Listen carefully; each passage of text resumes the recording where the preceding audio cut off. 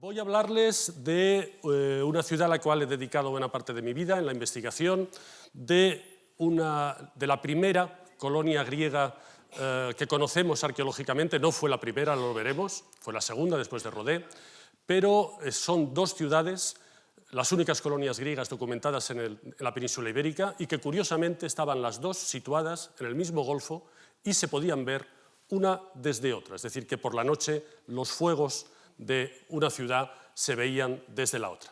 Nos tenemos que desplazar, ahora estaríamos en el centro de nuestra península ibérica y tenemos que irnos hasta la esquina arriba a mano izquierda, es decir, hasta el noreste de la península ibérica, donde tenemos ese golfo de Rosas, que en una vista aérea podemos verlo en su plenitud. Roder, la actual Rosas, la actual ciudad de Rosas lo tendríamos al norte, la ciudad de la Escala lo tendríamos al sur, estos son las Islas Medas y la actual población de Estartit. Esto es la Costa Brava, una de nuestras costas paradisíacas. Bien, esta imagen del Ampurdán, esto sería el Bajo Ampurdán, el Alto Ampurdán, Dalí lo tendríamos aquí en Cadaqués y en Porlligat. Vean que hay una serie de ríos que desembocan en el mar. Aquí tenemos la Muga al norte, desembocando, esto es Ampuria Brava, la urbanización, Roses. Luego tenemos el Fluvià, que desemboca en mitad del Golfo, y luego tenemos el río Ter, el gran río Ter, que desemboca al sur del Montgrí. Ampurias lo tendríamos situada aquí y Rodé la tendríamos situada aquí. Ahora bien, para entender los territorios, tenemos que dedicarnos a estudiar algo que los arqueólogos llamamos el paleopaisaje, porque los territorios cambian. Para entender cómo funcionan, es una especialidad, la paleogeomorfología, y nosotros, al estudiar los yacimientos, tenemos que tener en cuenta, y también podemos utilizar, como aquí, la cartografía histórica. Vean, en el siglo XVIII, toda esta llanura que hoy está llena de campos de cultivo, de campos de arroz, era sencillamente una zona de marismas ocupada por grandes medios lagunares. El Fluvià, que ahora desemboca en la costa, en realidad desembocaba en un enorme estanque, el estanque de Castelló de Ampurias. La Muga. El Fluvià, que hoy desemboca en la parte media del Golfo, en este punto de aquí, en la antigüedad, vean qué giro hacía, desembocando junto a Ampurias. Y por último, el Ter, que hoy desemboca al sur del Montgrí. Vean estas líneas que corresponden a ramales de época medieval, porque en realidad el Ter desemboca al sur del Montgrí por una desembocadura, digamos, artificial que hizo el conde de Barcelona, sencillamente porque se había peleado con los condes de Ampurias y los quería dejar sin agua.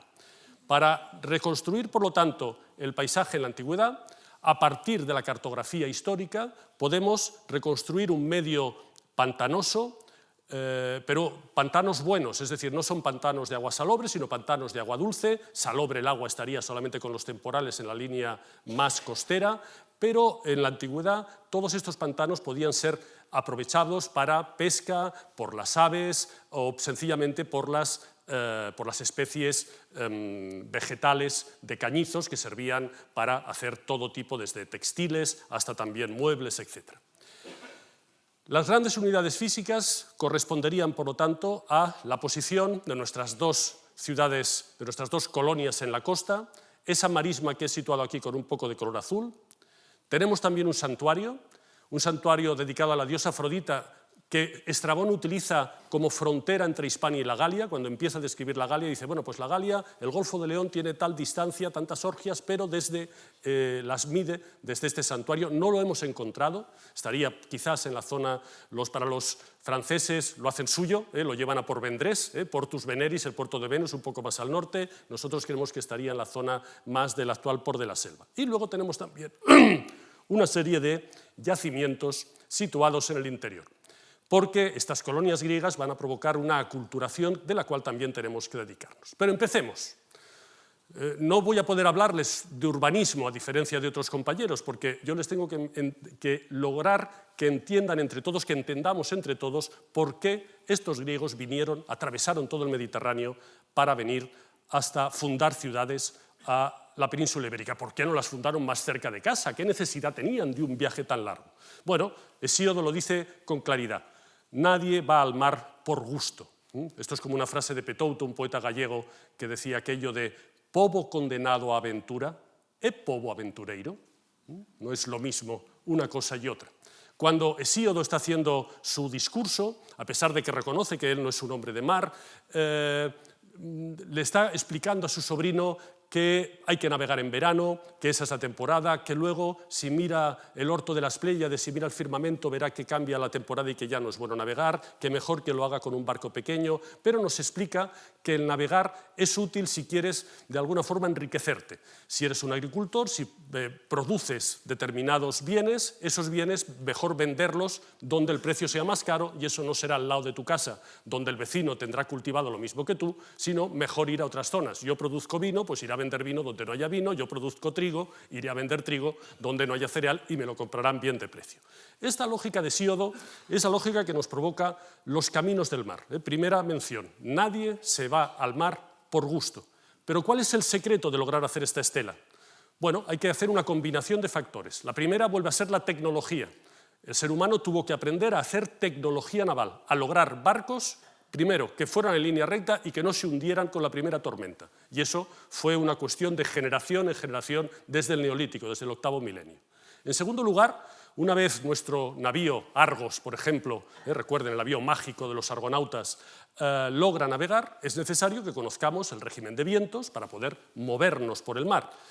Y en tercer lugar, nos tenemos que orientar. Y para orientarnos utilizaremos siempre el firmamento, tanto en la antigüedad neolítica como actualmente. Y ahora yo hice la mili en infantería, por lo tanto mi experiencia marítima es, como pueden imaginar, muy reducida. Por eso me identifico con Jenofonte cuando nos habla de su expedición, de los 10.000. Claro, su expedición él la denomina anábasis. Anábasis quiere decir penetrar, introducirse en. Bueno, y es verdad, eran 10.000 mercenarios que se pusieron al servicio del rey persa, fueron hasta la zona del conflicto y en la batalla que perdieron el 401 tuvieron ya no que hacer una anábasis, sino, ya no lo pone, pero tuvieron que hacer una catábasis, es decir, un salir, una retirada. En esa retirada, nos cuenta Jenofonte, ya no pudieron ir por el Tigris, fueron por el Éufrates, iban buscando el Mar Negro y en un momento determinado están en un desfiladero, él estaba en la retaguardia por si les atacaban y dice que de repente hubo un escándalo en el ejército, se oían gritos en la parte delantera, en la vanguardia, él fue adelantándose, primero intentando aquello parecer, él era el líder, ¿no? Que todo estaba controlado, al final nos cuenta que todos se pusieron histéricos y nerviosos y todo el mundo echó a correr a ver qué pasaba en la vanguardia, por qué gritaban. Y cuando llegaron a la vanguardia, en ese punto, se encontraron con esta situación. Los griegos, los guerreros de la vanguardia, llorando, abrazados unos a otros, decían: la mar, Talasa, Tálasa. ¿Qué había pasado? Nuestros infantes, después de estar andando, los señores de la sala que han estado en infantería estarán conmigo, la vida de un soldado de infantería es más bien pesada en este sentido, se encontraron con esta situación. Y vean uno de ellos lo que dijo. Uno de ellos se levanta a hacer una asamblea para ver qué pueden hacer y les dice: yo estoy harto ya de marchar, de correr, de llevar las armas, de ir en formación, de hacer guardia y de luchar. De ahora en adelante, ya que estamos en el mar, pido sencillamente que me traigan un barco y ya en el barco, tumbado durmiendo como hacía Odiseo, que me lleven a Grecia. Esta es la actitud de los de infantería cuando vemos un barco.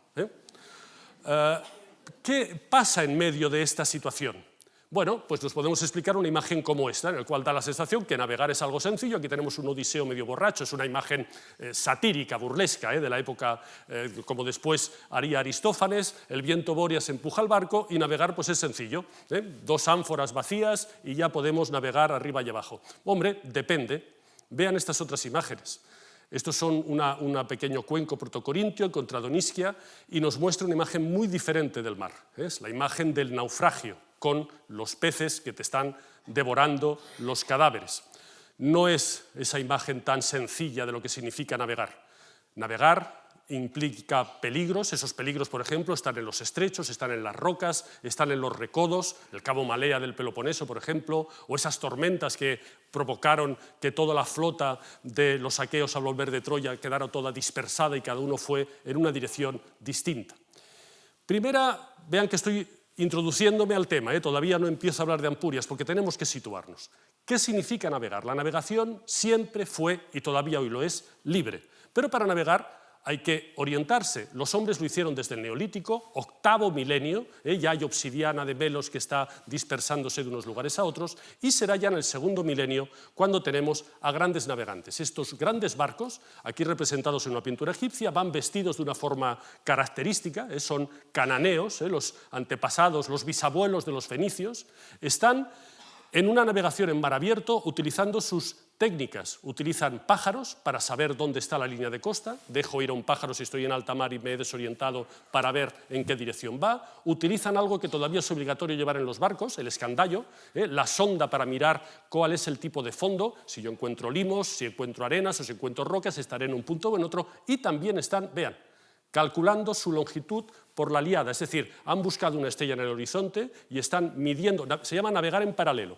Es decir, tú en mitad del mar, un marino sabe navegar en línea recta sin tener nada más que una cuerda y una maderita. Yo siempre me ha parecido mágico, me lo dicen y yo me lo creo, pero ahora, si no tengo mi GPS y está encendido, ya no me encuentro calmado. Esta es una imagen que nos ayuda a entender que la orientación en el mar se realiza con las estrellas. Estos son estos cananeos que vemos en la sociedad egipcia, y junto a estos fenicios hay también los minoicos de Creta, que aquí en este yacimiento maravilloso de Acrotiri, en la isla de Tera, apareció la famosa pintura de la procesión naval que nos los muestra navegando. Vean, qué barco tan curioso, y vean los remeros cómo están.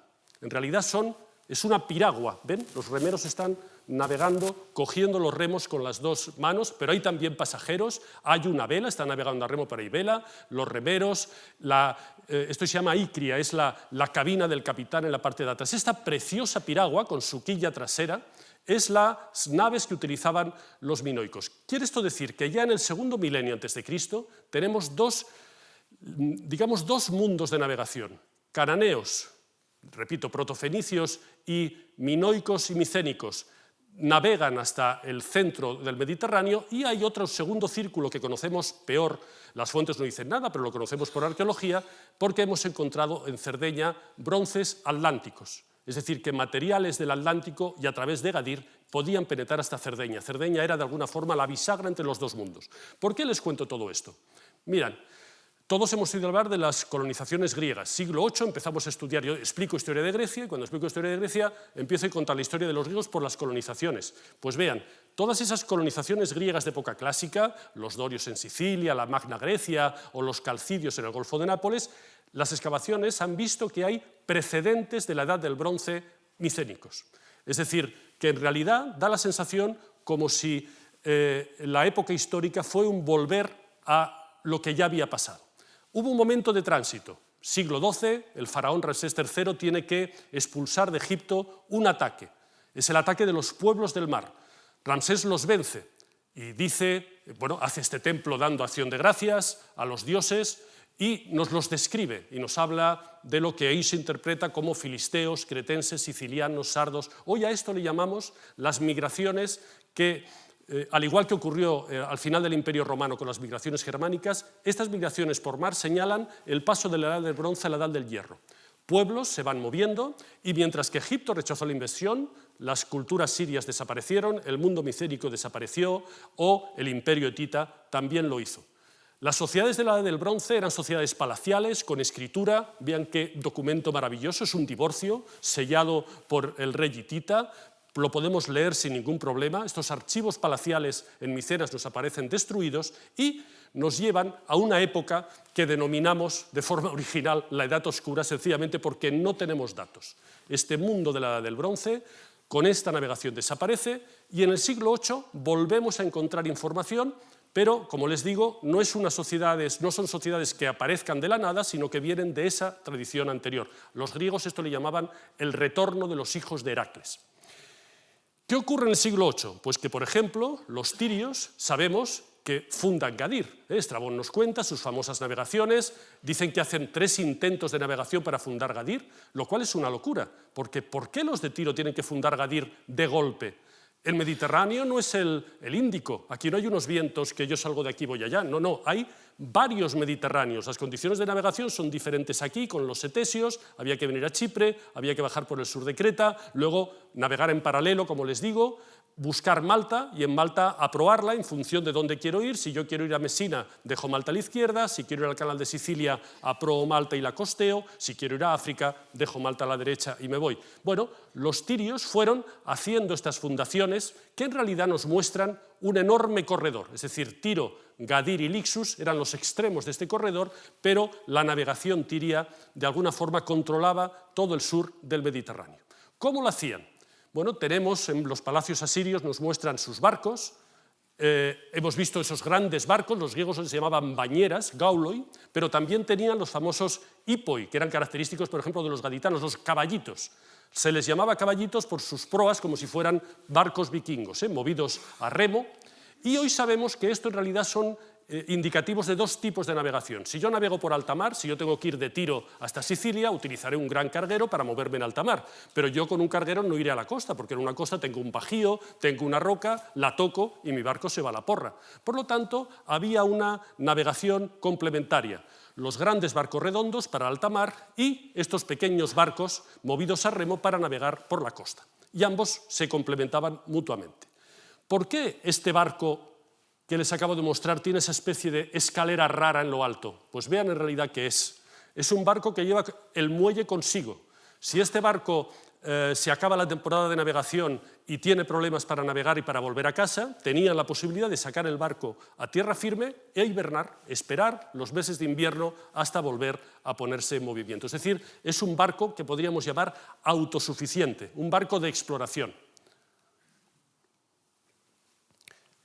El ejemplo de estos barquitos pequeños, los Acatia en griego, y vean cómo nuestra piragua minoica, que hemos visto en el siglo XIV a.C., ¿en qué se convierte? Curiosamente, estos remeros que bogan como si fuera una piragua, se descubre que el remo lo pueden apoyar, lo pueden collar en el codaste, y a partir de ese momento cambia la postura, es decir, yo ya no remo así, sino que yo giro y remaré así, pero podré navegar con más fuerza. Pues vean, nuestra piragua se transforma en una pentecontera. ¿Ven la forma? Es todo exactamente igual. Lo único que varía es que nuestros remeros ahora están apoyando los remos. Y comienza esta época donde ya Heródoto nos dice que comienzan los conflictos entre griegos y fenicios, unos fenicios que comercian en el mar. Es el momento de la expedición de los argonautas, es el momento del que recordemos de nuevo las palabras de Síado. Nadie va al mar porque sí. Va al mar para huir de la pobreza. Dentro de estos diferentes pueblos griegos, uno de ellos eran los foceos. Eran de la ciudad llamada la ciudad de las Focas, una ciudad situada en Asia Menor, y eran una ciudad griega, jonios, como otros compañeros de Mileto, etc., que nos dice este autor tardío, que es Trogopompeyo, un masaliota, es decir, alguien que era de alguna forma descendiente de ellos, decía, estos foceos, obligados por la pobreza de su tierra, obligados por esa pobreza, se dedicaban al mar y se ganaban la vida pescando o comerciando o también con la piratería, que entonces era algo glorioso. ¿Qué ocurrió con los foceos? Bueno, esos tirios que acabamos de ver dominando el sur del Mediterráneo, en un momento determinado, desde una de sus bases, desde la isla de Busus, comenzaron también a acercarse hacia el norte, a prospectar. Su ruta era la ruta sur. Comenzaron a investigar las zonas del norte, coincidieron en ello con los etruscos, que en el siglo VIII y en el siglo VII comenzaron también a navegar y a vender su vino. El vino etrusco era un vino barato, pero que les gustaba mucho a los galos. Pero a continuación nos dice Heródoto que apareció este nuevo pueblo, los focenses, que navegando, nos dicen, penteconteras, no en grandes barcos de vela, sino en naves a remo, descubrieron el Adriático, descubrieron Iberia y descubrieron Tartesos. Tartesos hoy sabemos bien que estaba situada en lo que actualmente es la provincia de Huelva. Y además fundaron una ciudad junto a la desembocadura del Ródano, la ciudad de Masalia. El objeto de fundar esta ciudad fue que desde los gadeiritas, la gente de Gadir, controlaba las rutas del estaño de las Casitérides, por lo tanto el estrecho lo podían cerrar a su capricho, y desde Masalia, por la ruta del Ródano, luego enlazando con el Saona, también se puede llegar al Bretaña y por lo tanto a ese cobre del Atlántico. Desde Masalia hubo más fundaciones y cuando Estrabón nos describe Masalia nos dice que los masaliotas eran una gente combativa, es decir, más piratas que otra cosa, que fundaron diferentes colonias y nos da un dato importante. Dijo que algunas de esas colonias las hicieron en Iberia y que enseñaron a los íberos a sacrificar según los ritos griegos. Bueno, esto es la entrada de los indígenas, digamos, de las poblaciones de la Edad del Bronce final en la península ibérica con lo que será la cultura clásica. Ahora bien, de las supuestas fundaciones masaliotas, digo supuestas porque no se han encontrado, tenemos Ampurias documentada, tendríamos Dianium no encontrada, Artemision, y Mainake, Malaca, en lo cual sabemos ahora que era una auténtica zona absolutamente poblada por púnicos y neopúnicos.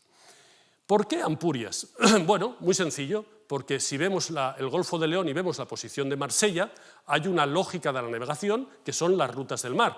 Yo para ir de Marsella seré tonto si tengo que ir navegando siguiendo la línea de costa, porque yo sé que puedo utilizar vientos dominantes, y aquí recuerden ustedes que el viento dominante es el viento nor-noreste, es el Mistral. Claro, el Mistral cuando sopla fuerte, pues mejor no navegues, paras el barco y te esperas a que amaine, pero en los días normales son los vientos dominantes, de forma que desde Massalia no hay ningún problema en alcanzar en línea recta, como vemos, el Golfo de Rosas. Al revés, ¿qué ocurre? Bueno, pues ocurre lo mismo, pero de forma diferente. Como el Mistral es el viento dominante, los derroteros, las instrucciones náuticas siempre dicen que si uno viene desde Ibiza o desde Mallorca o desde el norte de África o desde Gibraltar y quiere llegar a Marsella, lo que tiene que hacer es llegar al Cabo de Creus, parar el barco, observar el tiempo y solamente si el tiempo es bueno, empezar la travesía del Golfo de León. ¿Qué quiere esto decir? Pues que estamos en un lugar estratégico. El Cabo de Creus es un lugar estratégico en las rutas de navegación. Eso nos podría explicar la aparición de este primer yacimiento, de este santuario dedicado a la diosa Afrodita. Sería un santuario de navegantes. ¿Por qué un santuario de navegantes? Porque navegar no era tan sencillo como decía aquel turio, voy a dormir en el barco y que me lleven a Grecia. No, navegar es esto. ¿Qué quiere eso decir? Pues que hay unas normas del mar. Una de esas normas del mar es lo que se llama el derecho de naufragio. Un barco que naufraga es propiedad del que lo encuentre. Ahora saben que hay estas carreras náuticas con estos barcos de vela maravillosos, tan modernos, carísimos también. Bueno, pues fíjense que nunca los abandonan, porque si uno de estos barcos tiene que ser abandonado porque el tripulante, muchos son tripulantes solitarios, lo tiene que abandonar, ese barco será del que se lo quede. Es decir, estos derecho de naufragio, que es una ley no escrita que surge en la Edad del Bronce, todavía se aplica hoy en día. Mire qué ejemplo les traigo. No sé, algunos posible lo recuerdan, es un ejemplo del 83. Había un carguero que navegaba al sur de las Canarias, se llamaba el carguero Alraigo. Estaba navegando tranquilamente, era por la noche y de repente escucharon un ruido de motor. ¿Qué está pasando? ¿Qué está pasando? Nuestro carguero se encontró de repente con un avión Harrier de despegue vertical que se les había metido en la cubierta. ¿Qué ocurrió? Cerca había un portaaeronaves británico, todos ellos el Illustrious, todos ellos Harriers de despegue vertical. El piloto se le averió el avión y tuvo la habilidad de buscar ese carguero, no podía regresar al portaaviones y para no estrellar el avión se posó en el carguero. Tuvo esa habilidad porque vean cómo quedó el avión. Bueno, pues ¿cuál fue el problema que se planteó? Ese es el precio de un Harrier. Bueno, pues Su Majestad la Reina de Inglaterra y en su nombre el ministro de Marina tuvo que empezar a hacer tratos con la consignataria del buque para recuperar su avión. Es decir, por el derecho del mar que todavía funciona hoy en día, este avión pasaba a ser de la naviera marítima. Y vean lo que cuesta un Harrier. Es cierto que no se pagó tanto, se pagó una cantidad, pero fue una cantidad importante. ¿Qué quiere eso decir? Pues que toda esta tecnología y todos estos peligros de la vida del mar forman lo que se llama un mundo cerrado en sí mismo, en el cual tener una buena navegación es importante. De ahí surgen estos santuarios. Es importante asegurar el viaje de ida y hay que asegurar el viaje de vuelta, salvos ire, salvos venire, todavía en época romana. Si ustedes van a visitar cualquier puerto marítimo, desde el Cantábrico hasta Mediterráneo y a cualquier mar, verán los exvotos de navegación, cuando uno sobrevive o las pequeñas capillas, estas capillas de marineros en los cuales entren y verán una documentación maravillosa que son estos exvotos de alguien que ha sufrido los problemas de una tempestad y los ha dedicado al sobrevivir. Estos son los santuarios de navegantes, santuarios que van surgiendo en las costas como elementos de orientación o como elementos propios de la navegación. Es decir, no son santuarios que miran hacia el interior, no, son santuarios que miran al mar, frecuentados solo por marineros.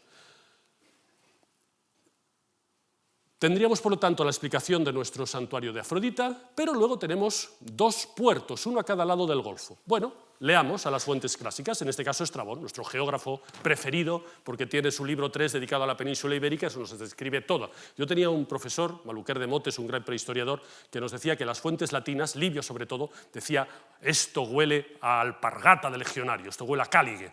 Y es verdad, Livio no hace más que hablar de botines, de muertos en la batalla. En cambio, los griegos eran curiosos. ¿Quién fue el primero en hacer qué? ¿Quién fue el primero en descubrir qué? ¿Cómo vive tal gente? Y Estrabón es uno de esos griegos maravillosos y leerlo, volverlo a leer, siempre es una delicia. Bueno, pues nos habla que los rodios, la gente de la isla de Rodas, en una época, ni se sabe, ahora decimos en tiempo de los moros, cuando no sabemos, para decir una cosa muy antigua, pues ellos hablaban, un griego decía, antes de las Olimpiadas, antes del siglo VIII. Habían navegado e incluso habían llegado desde Rodas hasta la península ibérica, donde habían fundado Rode. Y dice Estrabón, pero Rode después pasaría a ser de los masaliotas.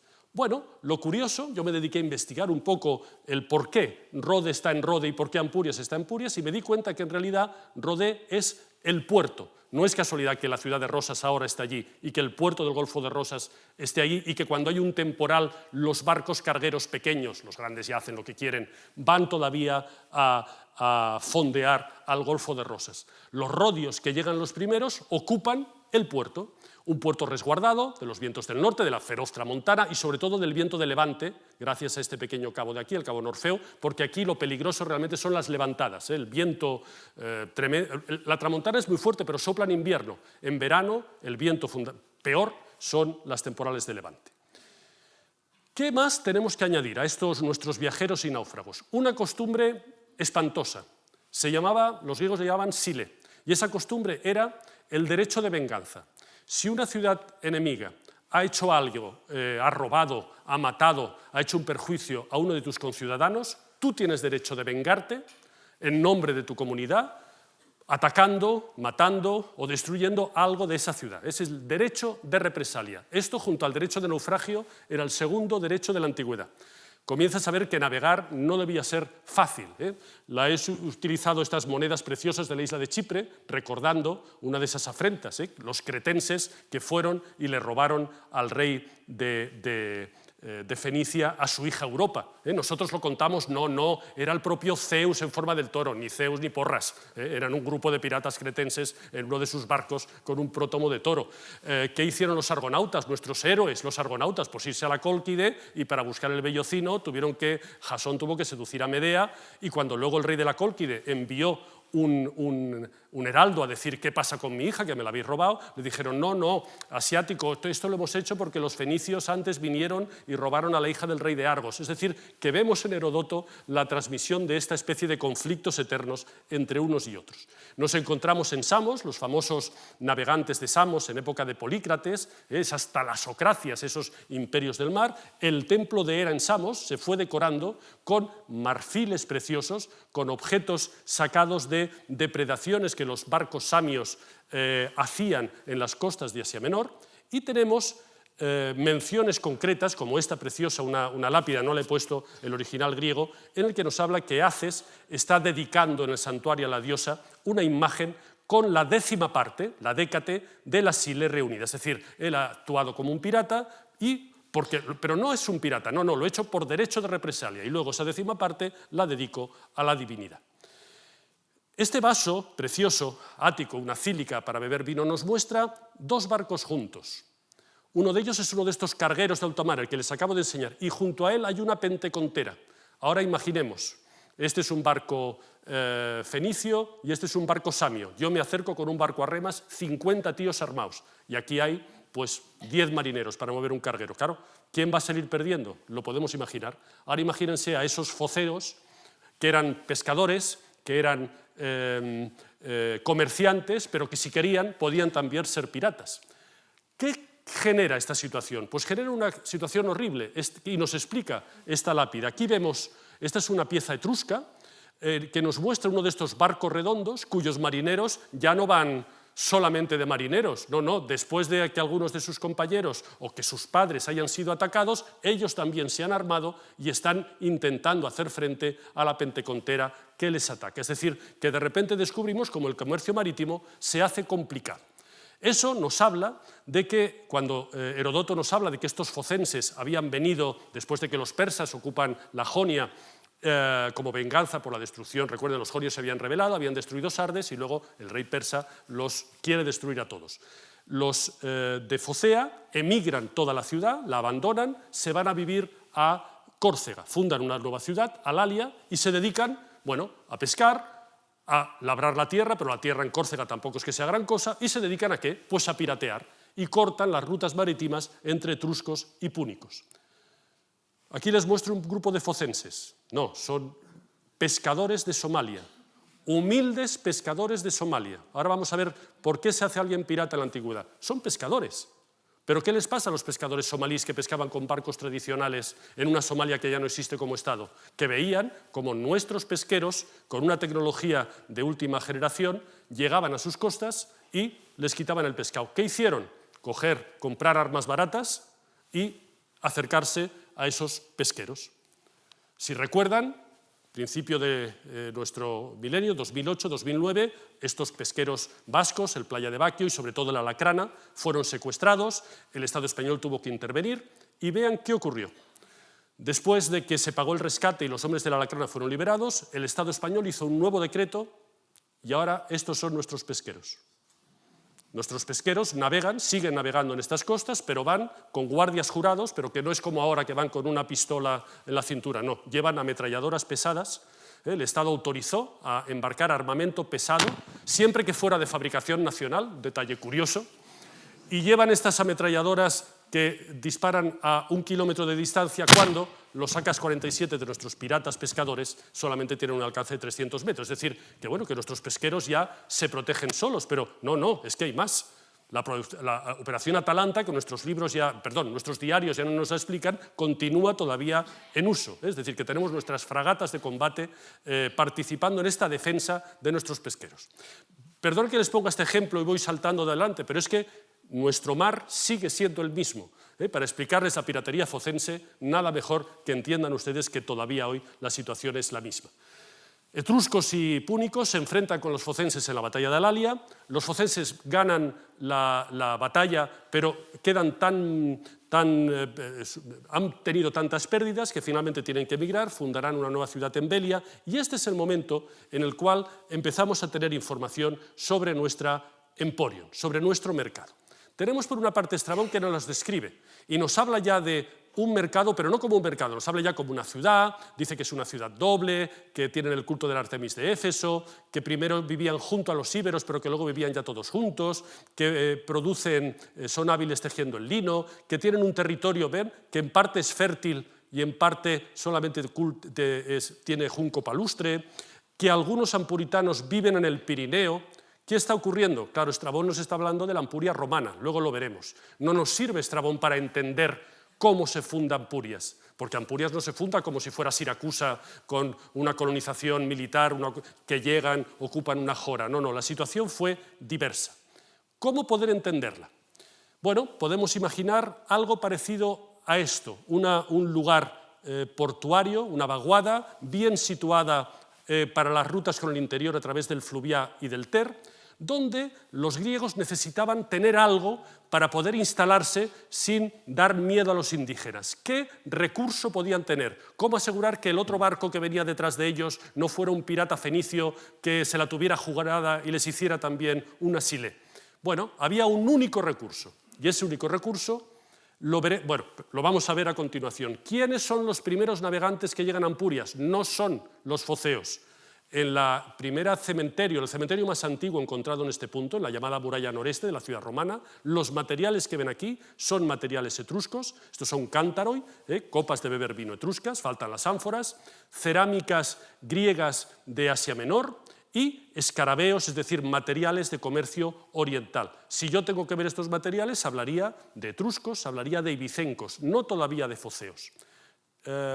El primer hallazgo un poco en el interior, en la ciudad de Ullastret, la ciudad ibérica de Ullastret, es este conjunto con una ánfora etrusca, con un cántaros, es decir, un comerciante etrusco ha vendido vino y este vino es el que encontramos en este hallazgo. Un poco más al norte, en la necrópolis de Agollana, encontramos las llamadas urnas de Cruz del Negro. Son urnas de la provincia de Málaga tocando Granada, de fenicios occidentales. Es decir, que tenemos una costa abierta donde los mercaderes con sus barcos van costeando, buscando oportunidades de negocio. Pero hay un momento determinado, esto es una estratigrafía de la propia Ampurias, en el cual ya vemos que los materiales cambian y todo esto son ya materiales griegos de Asia Menor, materiales de lo que llamamos las copas jonias.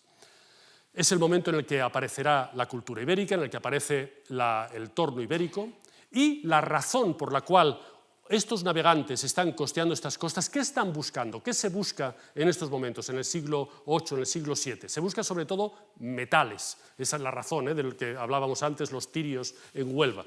¿Qué metales existen? Pues existen. Vean, toda esta zona, sobre todo en el Ter Medio, es una zona de las minas de Osor, de galenas argentíferas, es decir, plomo y plata, lo mismo que existe en el Alto Freser, lo mismo que existe en Bagur, es decir, que toda esta es una zona con minería de plata, como Cartagena y como el Gozán de Huelva.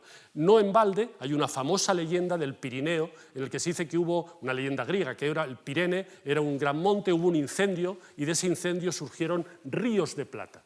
Lo curioso es que estos ríos de plata no los conocemos aquí, pero es una leyenda que tiene una base lógica geológica. En Estados Unidos se han documentado incendios que provocan ríos de plata, pequeños torrentes de plata. Cuando el fuego afecta a la mena, esa mena que es las galenas argentíferas, se generan estos caudales. Por lo tanto, son una de estas leyendas con base real.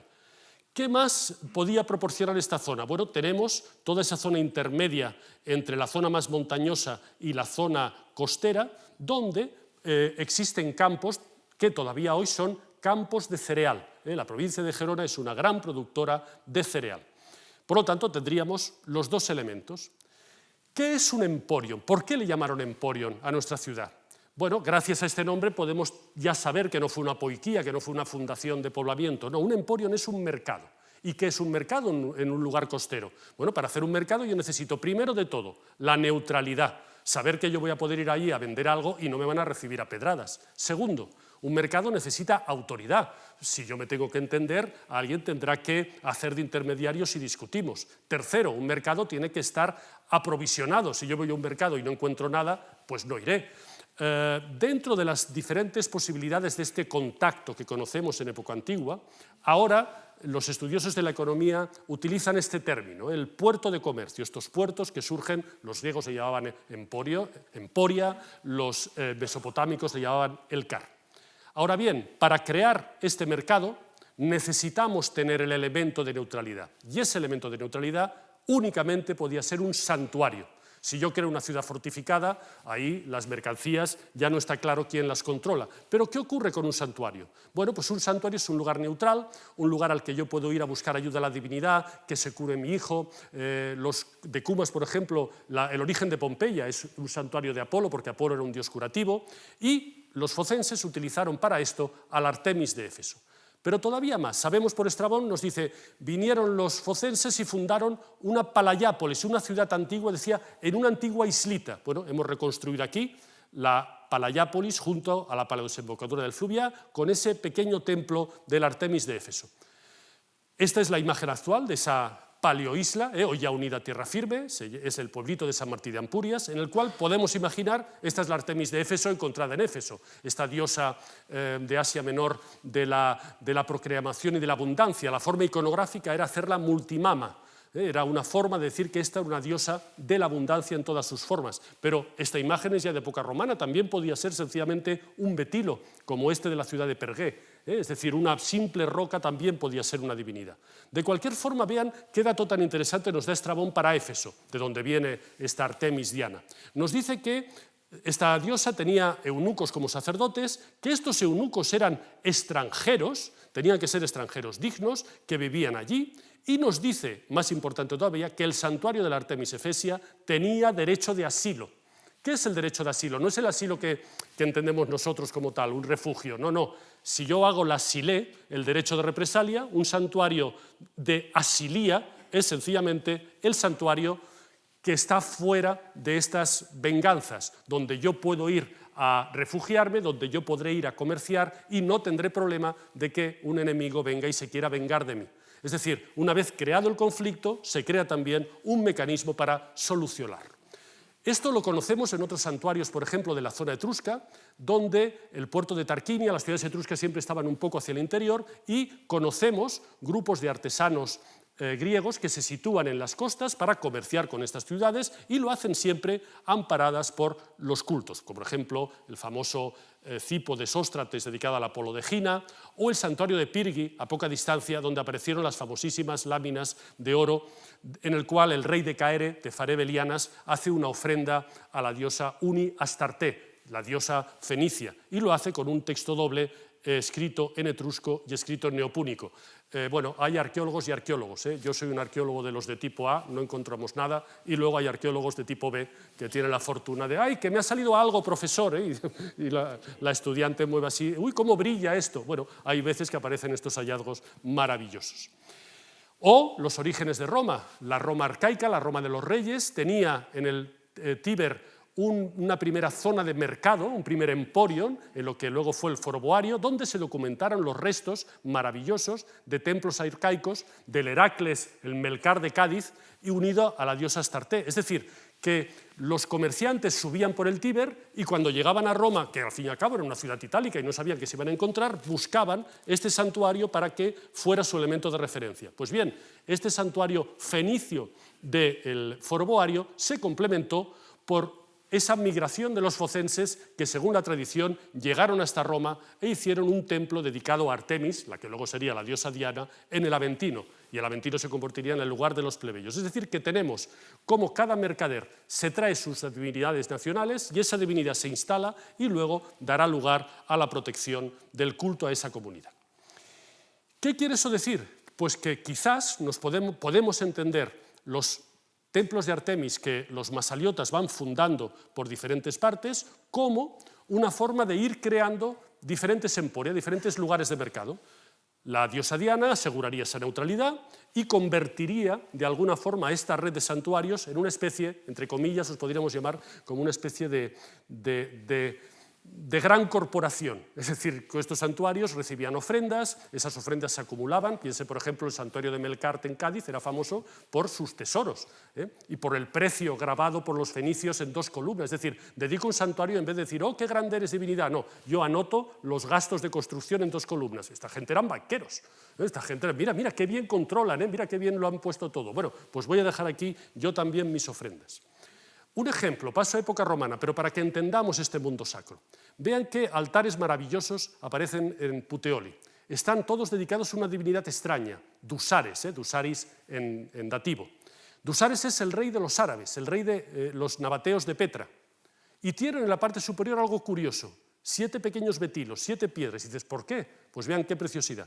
Heródoto nos dice que los árabes, cuando hacían un negocio, claro, cuando hacemos un negocio es, mira, tú me prestas esto y yo te lo devolveré el año que viene, te lo daré con intereses y nos damos la mano. En los pueblos es muy típico el no necesitamos ningún documento, yo cuando doy la mano es lo que lo cumplo. Bueno, pues ese darse la mano hay que hacerlo jurando por los dioses, pues los árabes que juraban por 7 piedras, bueno, tenían una corporación en el puerto de Nápoles donde hacían sus tratos, en un banco, hacían sus tratos comerciales, yo te presto, yo te vendo, yo te pagaré, te doy una parte y te lo pagaré el año que viene, jurando sobre estos elementos. Por lo tanto, los santuarios no son solo religión, que también, sino que son realmente mecanismos económicos.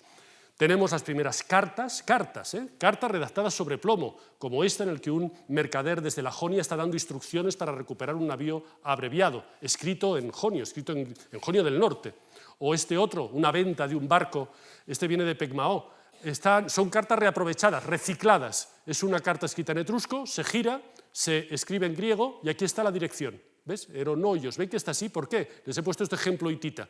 Es decir, yo cojo el texto, lo enrollo y luego aquí lo cierro y pongo a quién va dirigido. Pues es un trato de venta de una carta a crédito.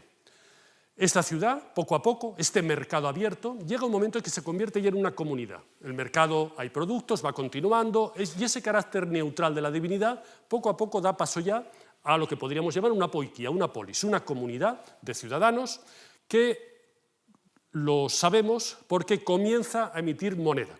Tenemos estas primeras moneditas de bronce, imitan monedas atenienses, pero con la leyenda EM, Emporio. ¿Por qué imitan monedas atenienses? Si Atenas está lejísimos, esta es una duda. ¿Por qué? ¿Qué razón puede haber? Hombre, es curioso. Atenas, como ciudad, toda su política siempre fue proveerse de grano, porque no tenía grano, la Atenas de Pericles no tiene grano, por lo tanto tuvo que hacer sus expediciones al Mar Negro, la guerra contra los siracusanos para asegurarse el suministro de grano. Hombre, qué curioso, pues precisamente si algo tiene el Ampurdán, se lo acabo de comentar, es, aparte de esos metales, el grano de las llanuras ampurdanesas. Materiales áticos llegan a Ampurias, tenemos las necrópolis que nos muestran ya a esa pequeña burguesía urbana que va viviendo, y tenemos un cambio en el siglo IV.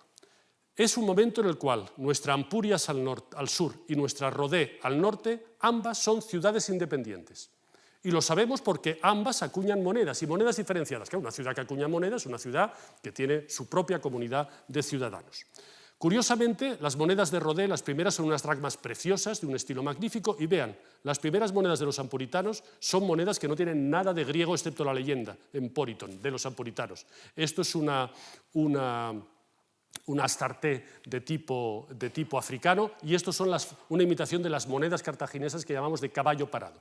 Por lo tanto, Emporion sí es una ciudad griega, pero es también un mercado. Está visitada por ibicencos que les traen materiales del sur, es decir, que es como los suizos hoy en día, con perdón, que hacen negocios no importa con quién. Pero ambas ciudades que emiten moneda tienen que tener sus territorios, tiene que haber de alguna forma una división de estas marismas, de estos terrenos interiores en dos. Bueno, en realidad Rodé siempre fue una ciudad marítima, y en cambio fue Emporion la que aprovechó estas desembocaduras antiguas del Fluvié del Ter para poder penetrar hacia el interior. Con el tiempo Emporion mejoró sus monedas, vean estas dracmas ya preciosas del siglo IV, fantásticas, de los ampuritanos, Emporiton. Y en cambio con Rodé tenemos un problema curioso. Rodé imita las monedas de Rodas, esta es la rosa rodia vista desde arriba, y en alfabeto, aquí este ejemplo que he puesto no se ve bien, pero aquí pone Rodeton. Pero hay un pequeño problema. Rodas, las monedas de Rodas no ponían Rodeton. Es decir, Rodeton no es de los rodios en Rodas. En Rodas hablaban todavía dialecto dórico, es decir, que en Rodas sería Rodaton. La profesora Santiago, que es estudiosa de griego y que las ha estudiado, propone que en realidad estos son unos falsos rodios. Es decir, la gente de Rodé recordaba que según su mito nacional ellos eran descendientes de los rodios, pero ya nadie los había visto desde hacía generaciones, de forma que se convierten en rodios, pero ya sin saber hablar rodio. Esto es lo que nos evidencian estas monedas. Bien, ¿qué ocurrió? Antes hemos visto esta imagen de este santuario. Este santuario fue destruido en el siglo IV. Nadie destruía un santuario. Bueno, nadie con la lógica de los señores, de los caballeros de época arcaica. En el siglo IV es la guerra total. Ni santuarios ni porras. Dionisio de Siracusa lo incendia y ya no le preocupa nada. ¿Qué ocurrió? Pues hubo un cambio. Son las guerras entre los sicilianos y los etruscos, y es el momento en el que, por ejemplo, los romanos, que estaban hartos de sufrir la piratería, Roma no tenía navegación, no tenía barcos, sencillamente dejaba que los mercaderes subieran, pero los piratas, ¿qué hacían? Se apostaban aquí y cogían a los mercaderes cuando subían o cuando bajaban. ¿Qué tuvieron que hacer los romanos? Pues aquí lo ven, fortificar la desembocadura del Tíber para evitar que los piratas aquí hicieran de las suyas. Por eso al siglo IV le llamamos la época de la fortificación de las costas. Los masaliotas es el momento, como nos decía Estrabón, que comienzan a hacer no nuevas ciudades, no a extender su población, sino a crear literalmente fortines. Les llamaban epiteikismata, epiteikisma en singular. Un epiteikisma es como un fuerte del oeste con la población fortificada, y aquí tenemos un mercado, una actividad económica, pero siempre con el fuerte en primer lugar. Pues bien, si nos vamos a Rodé, a esta ciudad en lo alto del Golfo de Rosas, aquí la tenemos un poco la situación de su gran vaguada portuaria, esto ya es la parte del norte, aquí la tenemos, no está debajo la Rodé arqueológica, está debajo de la actual ciudadela de Rosas, no es casualidad. ¿Qué hace que esta ciudadela? Vigilar el puerto, porque el puerto del Golfo de Rosas es el puerto que siempre ha estado. Es aquí donde las excavaciones permitieron encontrar restos de una primera Rodé, pero no hemos llegado a los niveles fundacionales, no hay materiales de época arcaica, y en un segundo momento se hace como una nueva ciudad. Es decir, hay un pequeño riachuelo entre ambos, y esta nueva ciudad, que ha podido ser excavada como un trocito, tiene una planta muy regular que ha llevado a pensar que esta nueva ciudad de Rodé sea realmente uno de estos epiteikismata. Bueno, esto podría explicar esa mención de Estrabón que dice, aquí está también Rodé, que unos dicen que es fundación de los rodios, pero que ahora es de los masaliotas. O Estrabón cuando dice, ahí está Rodé, una policnion ampuritana, Polignion es una ciudad pequeñita. Es decir, en estas dos ciudades independientes hubo llegar un momento en que llegaron a un conflicto y en este conflicto fueron los ampuritanos los que se impusieron a los rodios. Los rodios dejaron de emitir moneda en el siglo III y pasaron a depender de Ampurias. La cita de Estrabón, cuyos habitantes vienen de Emporio, pero que dicen que habría sido fundada por los rodios. Estos son materiales producidos en Rosas. Y volvemos otra vez a Ampurias, de la cual casi les hablo de todo menos de esta ciudad preciosa, ya hemos hablado de esa Palayápolis, esa ciudad antigua, con el templo de Artemis, lo que llamamos la Neápolis, esta sería la vaguada portuaria, el muelle. Esta sería la ciudad griega, con estos dos centros. Hablaba Estrabón de una ciudad doble ibérico-griega, íbera y griega. En realidad tenemos una ciudad doble, pero en un sentido topográfico, no que esta ciudad tenga aquí unos íberos y aquí unos griegos, pero en cambio tenemos en la parte superior otra ciudad diferente, lo que llamamos la ciudad remono-republicana. Podemos ver un poco cómo fue la evolución de nuestra ciudad. En los orígenes, ya lo hemos visto, ese primer emporion abierto que en un momento determinado pasa a ser una ciudad que acuña monedas. Cuando llega la Segunda Guerra Púnica, llegan los romanos, Ampurias se convierte en Suceca, en la península ibérica, las tropas romanas de la península ibérica se pagan con dracmas ampuritanas. Después de la romanización, los romanos dejan un pequeño fortín de vigilancia portuaria, lo que llamamos un castrum, y curiosamente la Ampurias griega deja de emitir moneda con leyenda griega y pasa a emitir moneda ibérica, con leyenda untica. Es cierto, por lo tanto, que sí que había una Ampurias greco-ibérica. Para los griegos era Ampurias, para los íberos era untica. Y con la llegada de los romanos, estos íberos cogen mayor presencia, los romanos tienen que controlar más el interior y los griegos pierden su preponderancia y tenemos la aparición, por lo tanto, de estas monedas de bronce ibéricas. Pero llegará un momento, a finales del II, en que se construye una nueva ciudad, la ciudad griega doble, Palayápolis, lo que llamamos Neápolis, se complementa con otra ciudad romana que, para colmo, esta nueva ciudad que quizás se llamó Emporium, no lo sabemos, pero también era una ciudad doble, con lo cual esto era una tetrápolis, dos ciudades dobles, esto es una complicación. Ahora, finalmente, ya tenemos la creación del momento final. Estas dos ciudades se fusionarían con época de César. César instaló aquí también unos veteranos de la batalla de Munda y tendríamos la fundación del municipio. Pero quiero ahora mostrarles, voy a pasar esta parte, quiero ahora mostrarles, aparte de excavaciones en la ciudad que nos muestra la complejidad de las estratigrafías, este era un gran santuario poliado, pero que tenemos documentado desde los orígenes de la ciudad hasta la fase romana, vean la complejidad de fases. En este recinto se ha documentado, por ejemplo, los restos ya muy destruidos, solamente tenemos estos pequeños fragmentos de un primer gran templo de piedra del siglo V, repito, desmontado, aprovechado en época posterior, pero también, y esta es una pieza importantísima, es una pequeña figurita, pero esta pequeña figurita, con este lechón, es un rito griego que se llama de las tesmoforias. Las mujeres griegas, las matronas, celebraban su fiesta privada solo de las mujeres, en los cuales salían de la ciudad en Atenas, nos lo dice Aristófanes, y celebraban su festividad. Pues bien, esto, lo conocemos en Sicilia, era también una forma de acercarse a los indígenas. ¿Cómo acercarte a los indígenas? No eran los hombres, no, eran las mujeres. Las mujeres salían de la ciudad, iban a hacer sus festividades matronales e invitaban a las mujeres de los indígenas. Curiosamente, esto que conocemos en Sicilia lo podemos documentar también en este ejemplo que quiero que vean muy rápidamente. Esta serie de yacimientos del entorno de la ciudad, Perelada, Mas Castilla de Pontós, Sant Julià de Ramis o la pequeña ciudad de Ostet, ¿qué son? Pues vean uno de ellos, este yacimiento de Mas Castilla de Pontós. Aquí lo ven. Le llamamos campos de silos. Todo lo que hay en estos yacimientos son silos. ¿Qué son los silos? Como saben, estos depósitos para almacenar, para contener el grano. Pero dice, bueno, ¿y para qué quiero yo tener un depósito de grano si aquí no vive nadie? Pues tenemos que empezar a interpretarlo.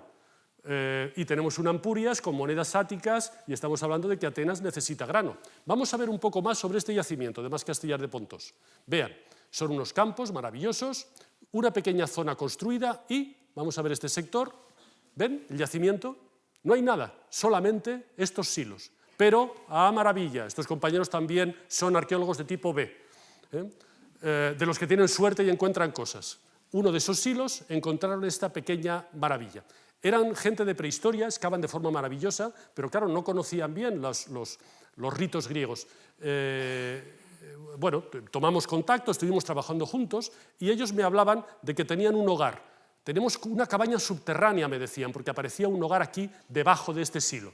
Yo decía, perdonad, mira, en el mundo griego, si yo veo esto, le llamo altar. ¿Por qué? Porque un altar puede ser un bomos, un altar construido a los dioses del Olimpo, pero si yo me dirijo a las divinidades subterráneas, yo hago una esjara, o un bozros, es decir, sencillamente un hogar, que es un altar, en los cuales las ofrendas van hacia abajo. Pues vean sobre este altar lo que apareció aquí, ya pueden ir intuyéndolo. Vean.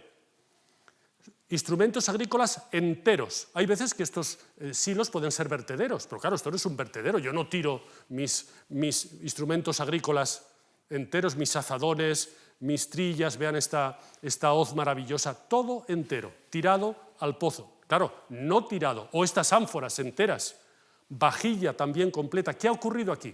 Una festividad en la cual se han hecho las ofrendas y luego se han vertido todos estos dones. Claro, ¿cuándo ocurre esta festividad? Pues sabemos que en Italia, una vez se hacen las cosechas, todavía hoy, todos los que ustedes de aquí sean de pueblo, o incluso en Madrid lo mismo, cuando llega la época de la cosecha, en mi región, en el sur de La Rioja, pues llega septiembre y venga, y hacemos las fiestas del vino, o en Lérida son las de recogida del aceite. Las fiestas mayores siempre van en relación con la recogida agraria.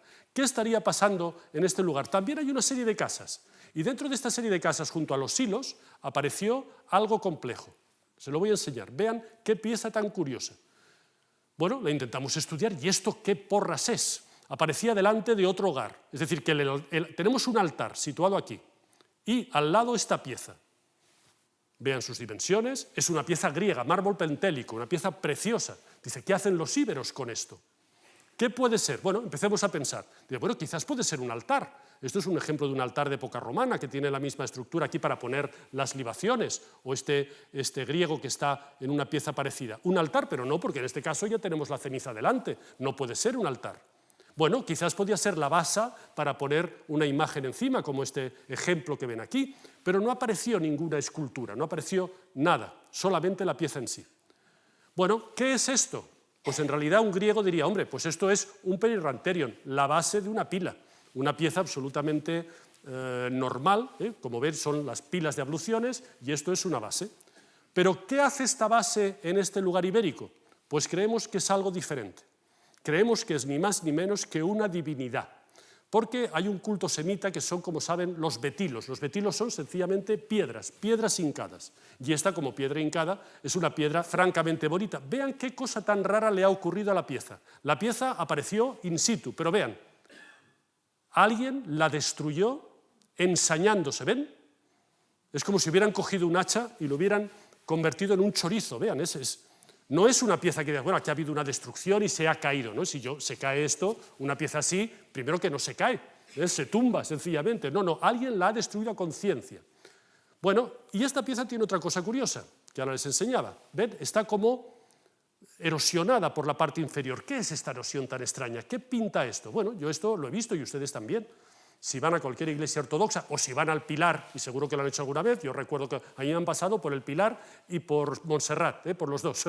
Y el proceso, las dos vírgenes, el proceso es el mismo. Tú tienes que acercarse, tienes que tocarlo, tienes que besarlo. Y si han ido, nosotros en nuestra religión católica seguimos haciendo lo mismo, pero es que los cultos ortodoxos griegos repiten estas escenas de acercarte a los iconos, a rozarlos. Bueno, por lo tanto, tendríamos una pieza sacra, quizás la propia divinidad, pero que nos habla de unos íberos un tanto brutos. Claro, un griego diría, joder, estos íberos me están adorando la pila de una pila normal de abluciones. No queda de mucha calidad intelectual, pero es la única forma que tenemos de entenderlo. En este lugar hay también ofrendas de cánidos, hay de nuevo ofrendas como las que veíamos en Ampurias, hay espadas enclavadas de tipo celta y hay restos de cráneos. No los podíamos entender y hay también una cosa curiosa, fichas, miles de fichas. Las fichas son un elemento de contabilidad.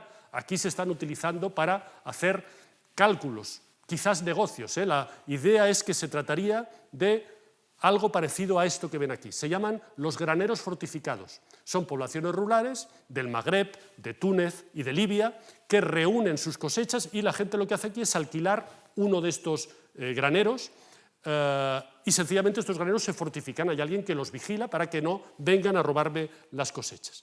Y quiero ponerles este ejemplo de Ullastret, una ciudad ibérica, también en la que hemos reconstruido el paleopaisaje, con esta laguna que todavía cuando llueve mucho se vuelve otra vez a formar, porque aquí las excavaciones nos mostraron algo curioso. Las mismas ofrendas que en Masquestellor de Pontós. Otra vez seguimos en el entorno de Ampurias. Espadas enclavadas, y en Pontós nos habían aparecido estos trocitos de cráneo. Pues bien, vean en Ullastret lo que nos aparece. Son los cráneos enteros. Ha habido también una suerte arqueológica hace pocos años de un hallazgo excepcional. Es algo que conocemos hacían los galos y los celtas. La costumbre eran las cabezas enclavadas. Delante de las puertas de las casas clavaban las cabezas de los enemigos. Es decir, estas cabezas que las han estudiado con un equipo de paleopatólogos y han hecho un estudio forense de estos que están ahora tan de moda, y es fantástico, claro. Es decir, no son cráneos enclavados, no, son cabezas. Cabezas de los enemigos. Sabemos, nos dice Posidonio, que los celtas, cuando vencían a un enemigo, le cogían la cabeza y la conservaban en casa. La ponían en un caracite porque era una forma de decir, mira, a este lo vencí yo y a este otro también. Y decía que incluso rechazaban fortunas que les pagaban por esas cabezas porque era un elemento de prestigio. Y las ponían, dice, en las puertas propilaya, es decir, en las puertas principales, como este ejemplo que es de un pequeño lugar junto a Marsella. Otro yacimiento, y ya voy acabando, Sant Julià de Ramis, junto a Gerona, otro campo de silos. De nuevo tenemos, no son yacimientos donde vive la gente, no, son campos de silos, lugares de almacenamiento para sacar este grano hacia la costa. ¿Qué apareció aquí? Pues un elemento excepcional. Vean qué maravilla. Esto es un cálatos ibérico, una pieza típica de la cerámica ibérica, pero la cerámica ibérica siempre está pintada, nunca decorada con relieve, es un unicum. Es el único ejemplar que conocemos. ¿Y quién está representado aquí? Madre de Dios, pues este es ni más ni menos que Triptolemo. Triptolemo es el dios de la agricultura de Eleusis, Demeter y Coré, que son las divinidades patronas del ciclo cerealista, tienen en Triptolemo al dios que va enseñando a cómo hay que cultivar la tierra, cómo hay que lograr que la tierra produzca grano. Bueno, no deja de ser sorprendente encontrarte en un yacimiento ibérico, en una cerámica ibérica, incrustado este elemento iconográfico griego. Todo esto está ya muy estudiado, como es lógico, y al repertorio publicado sobre los hallazgos de Triptolemo en estos vasos a relieves del siglo IV, ahora tenemos que añadir nuestro curioso ejemplo de Sant Julià de Ramis, donde en época romana se construirá un templo. De nuevo tenemos esa imagen del santuario. ¿Qué quiere decir con todo esto? Volvemos a Estrabón. Pues que esa imagen de Estrabón que estábamos viendo, cuando se nos habla de esa ciudad doble, que se juntan en un solo estado, o que los ampuritanos viven en el norte, o que han ocupado Rodé, nos está hablando, repito, no de la Ampurias fundacional, sino se está hablando de la Ampurias de los romanos. ¿Por qué? Porque hay un elemento a remarcar. Todos estos yacimientos íberos, estos campos de silos, Perelada, destruida a inicios del siglo II, Mascastellà, ya lo hemos visto, destruido a conciencia, es decir, arrasado en un ataque. Ullastret, se emparedó la puerta y el yacimiento dejó de ser abandonado. Es decir, lo que estamos contemplando aquí es la llegada de Roma. Roma llega, busca una ciudad aliada, que será Ampurias, y desmonta toda la lógica del hábitat ibérico. ¿Qué ocurrirá con todos estos hábitats? Desaparecen. ¿Y qué surge? Surge incluso Rode, que también es abandonada. A partir de ahora, ¿qué pasará? Lo que nos decía Estrabón. Tenemos una Ampurias que lo domina todo, con los ampuritanos que viven en el Pirineo, que han ocupado Rode y que ocupan todo esto. Es decir, que esa Ampurias, mercado libre, esa pequeña ciudad costera portuaria, pasó ahora a convertirse en una gran ciudad territorial, pero todo esto lo hizo porque lo quiso Roma, por ser los aliados de Roma. Lo mismo pasó en Marsella. Y es este momento en el cual Roma funda esta ciudad doble, esta nueva ciudad. Aquí vienen a vivir probablemente los íberos de estos yacimientos que se están abandonando. Se fundará después la ciudad latina, y ahora ya para acabar quería mostrarles estas tres últimas imágenes. Estas son las costas de Turquía. En Turquía está Focea, y yo hice de guía en un viaje con los amigos del Museo Arqueológico de Barcelona. Hicimos un viaje por Turquía, yo hacía de guía, y teníamos que venir a ver Focea, pero en Focea no hay nada antiguo, no se ha conservado nada de esta ciudad tan maravillosa. Ni siquiera hay griegos, porque los griegos de Focea, ahora Focea es el suburbio de Atenas, los griegos le llaman la catástrofe. En final de la Primera Guerra Mundial, Kemal Atatürk funda el Estado turco y se produce una expulsión de todos los griegos de toda la ciudad de Asia Menor. Los griegos llaman la catástrofe. Porque Grecia se llenó de estos refugiados y los turcos ocuparon toda la Jonia. Pues bien, yo les decía, hombre, no tiene sentido ir a ver Focea, vamos a ver Esmirna, vamos a ver la Concalma, el museo arqueológico que es muy bonito, pero venían algunas personas a esta visita y decían, no, nosotros somos del Ampurdán y hemos venido porque queremos conocer Focea, cómo es la ciudad de nuestros orígenes. Y dijimos, bueno, pues venga, pues vamos a Focea. El viaje es un poco largo porque la carretera es mala y Focea ahora no tiene nada, tiene un club mediterráneo francés. La ciudad en sí pues es una pequeña ciudad portuaria, muy pequeñita, y cuando llegamos fue como una especie de volver a nacer. Bajamos del autobús y una señora que vive en la Escala ve aquello y en catalán dice, caramba, pero si esa montaña es como el Mongo es la montaña que está en la Escala. Y de repente yo lo entendí. Mi profesión es para estúpidos. Tienes que viajar para entender. Cualquiera de ustedes que ha viajado ya puede explicar la historia y explicar las comunidades. ¿Qué es lo que creí entender al llegar a esta Focea y verlo? Entendí por qué se había fundado Emporion. Imagínense un grupo de navegantes foceos que después de cruzar todo el Mediterráneo, una mañana, llegan a una costa a miles de kilómetros de su hogar y de repente se encuentran a ellos mismos. Ningún autor antiguo nos lo dice, pero los foceos que hicieron encontraron su casa. Constantino Cavafis, el poeta griego, como recuerdan, a este le ha llamado el versos de Ítaca. Ten siempre en tu mente y en tu corazón la idea de Ítaca. Has de llegar, es tu destino. Pero no tengas prisa, puedes dedicar toda tu vida a volver a Ítaca. Aprenderás en el viaje, pero siempre Ítaca ha de ser nuestro objetivo. Muchas gracias.